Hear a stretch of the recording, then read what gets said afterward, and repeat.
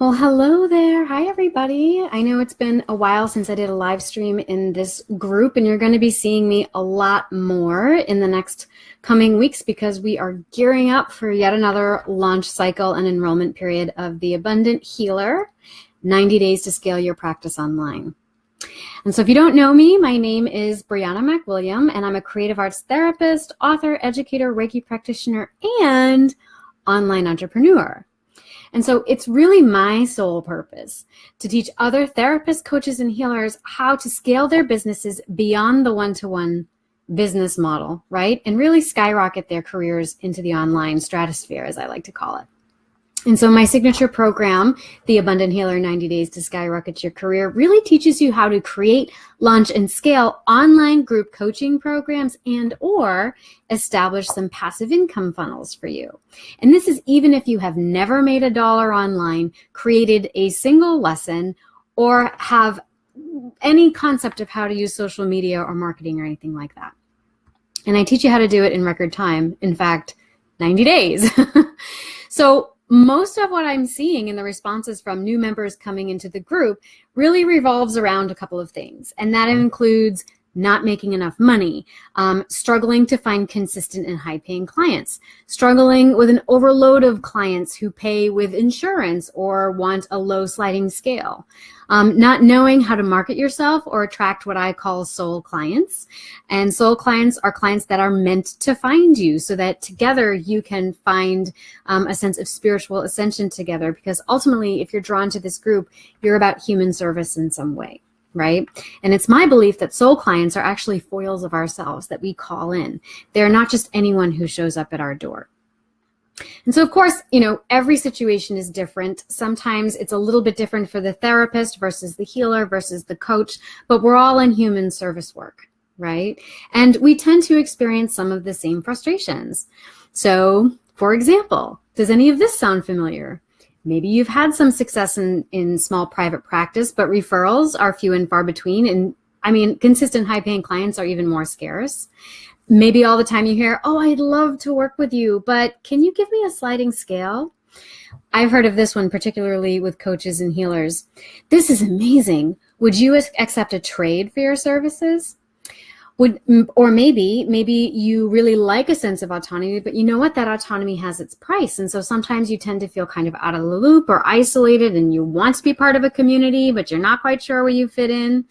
Or maybe it's hard to find good mentors, people who are financially successful and getting themselves out into the field that you want to be in and doing it well and owning their worth, right? Because scarcity attitudes are just rampant among therapists, coaches, and healers, whether they are really good at what they do or not. Somehow it doesn't always translate into a decent income, right? Or maybe you've had a ton of training, but something still feels like it's missing and you've hit this plateau in your practice. Or maybe you work for an agency that really undervalues your skills, and every day it's like an uphill climb dealing with this bureaucracy. And I feel like this is true of therapists, coaches, and healers, you often have to justify whatever you do as if it's, not real work, right? You're constantly explaining to people what you do, and you constantly have to justify that, yeah, it's worth you paying top dollar for it, right? Or sometimes maybe you're afraid to tell people what you do, because you have to go through that whole rigmarole, or you have to convince them that, no, it's really not woo-woo. It actually changes and transforms people's lives, right? In the meantime, the bills just keep piling up. So in my experience as a creative arts therapist and healer, there are 4 common woes that really just tend to suck our energy and enthusiasm as practitioners. And so for the purposes of today's video, I've assigned each of these woes a character type. So the first one is the magician. And so I want you to think about, how many times have you gone to work and instead of feeling like, this one's for all those therapists, instead of feeling like an effective therapist or even an effective coach, you start to feel like an entertainer. You're worried about what is the next trick that I'm going to have to pull out of my bag, right? And sometimes it's even a surprise to yourself what you managed to come up with.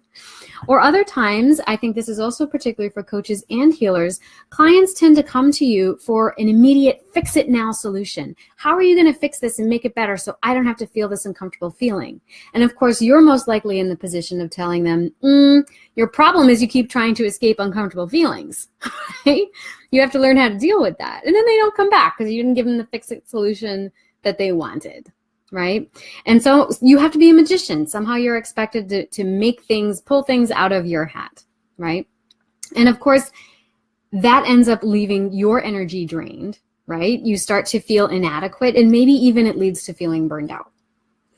Then we have the second one, and I call this the paper pusher. So do you ever feel like what was supposed to be a job that was helping and healing people actually turned you into a sleep-deprived paper pusher?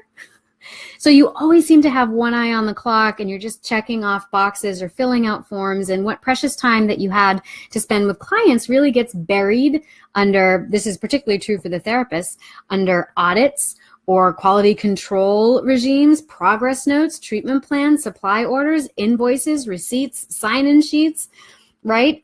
Insurance claims, on and on and on. Or if you're in private practice and you're a coach and or a healer, maybe you struggle to promote yourself effectively and you tend to feel overwhelmed by bills, audits, progress notes, receipts, supply costs, newsletters, technology, and more. So it feels like it's nearly impossible to do the work that you were meant to do with so many seemingly unimportant administrative concerns that just end up eating up so much of your time by the end of the day. Now, the third one I think of as the squeaky wheel.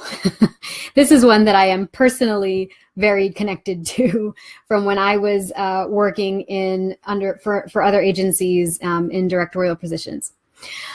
So maybe your client interactions are great, but the bureaucracy of the agencies or institutions that you might work for tend to overshadow any joy that you derive from them. Or if you're more of a freelancer, you're a coach or a healer, maybe it's impossible to find a decent, affordable workspace that accommodates all your necessary accoutrements and baubles.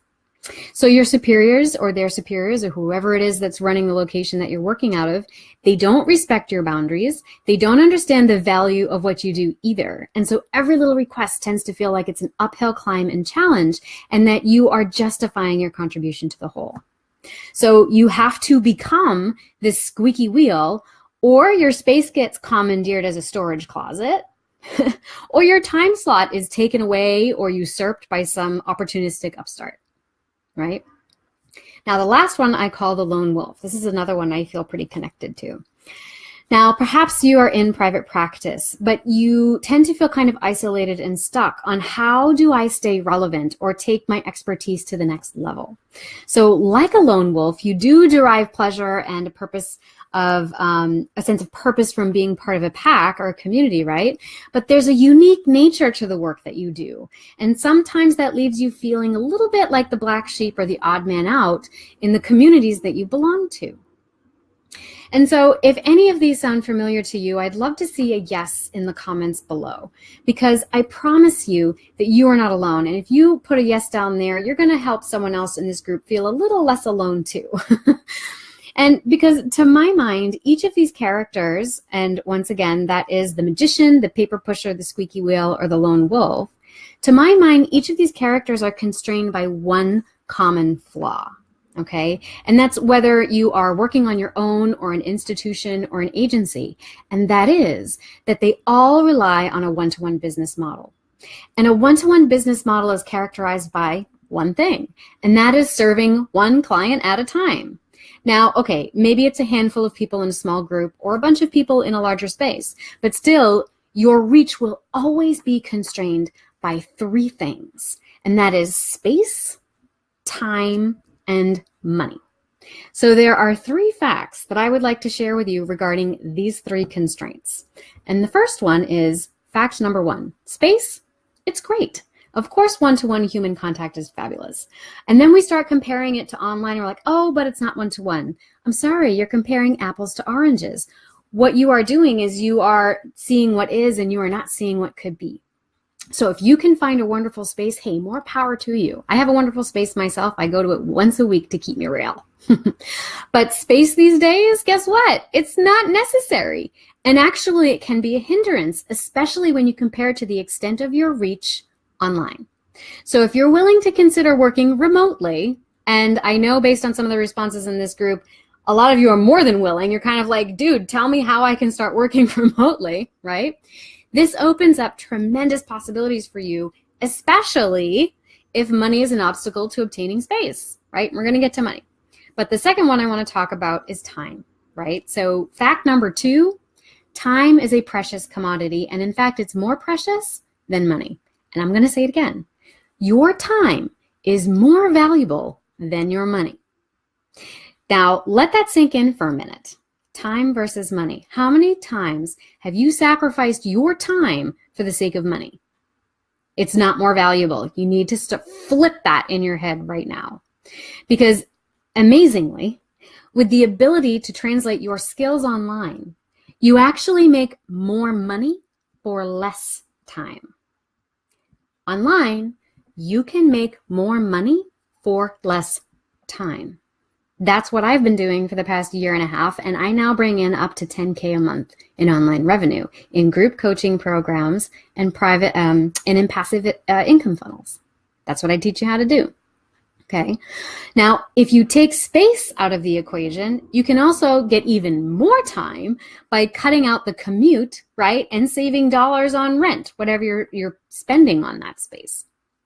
Now, let's talk about money itself. Fact number 3. Well, to make money, yeah, guess what? You got to spend it. You probably already know that. But too often we spend our money while feeling terrible about it. We are just riddled with fear. We're worried that, oh, I made a bad decision. It was ill spent. I'm not going to make the money back on my investments.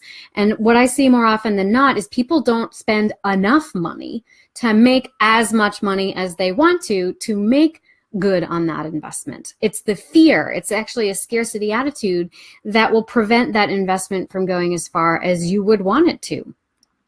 And I've also noticed that a lot of therapists, coaches, and healers have tremendous scarcity attitudes. And in fact, there's a benefit to that because it's probably what brought them to their work. And that's why they're so good at what they do in helping other people with their scarcity attitudes.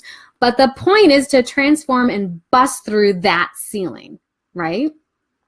So they don't just know. Oftentimes they don't know how much money they need to spend or to invest to make back their investment or to get the reach they want or to create the kind of career that they want. And they are super gun shy in the realms of social media and paid advertising. But guess what? If you want a steady stream of what I call soul clients, you're going to have to shift that money mindset. Okay. So in my program, The Abundant Healer, 90 Days to Scale Your Practice Online, I do teach you how to do just that. And so we also teach you, as I said before, how to launch and scale online group courses and coaching programs or establish passive income funnels if that's what you like, or a little bit of a hybrid of both. Okay.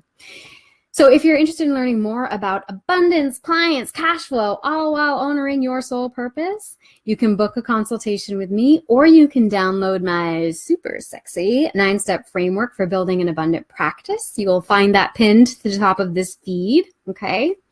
And I look forward to learning more about how I can help you scale your business. I hope this has generated some thoughts and questions for you. And again, if any of these 4 woes resonate for you, the magician, the squeaky wheel, the lone wolf, the paper pusher, make sure you comment yes in the comments below so we can start to understand how pervasive this is and start to really uplift each other as a community here. So if this is the first live stream you've seen, welcome to the tribe. I look forward to having you, and you guys are going to be seeing a lot more of me this month and next month as we step into our early bird enrollment period at the beginning of April, and we continue to do our launch for the next 90-day cycle and intensive. So I hope you all have a great day. I'm going to catch you later on Thursday.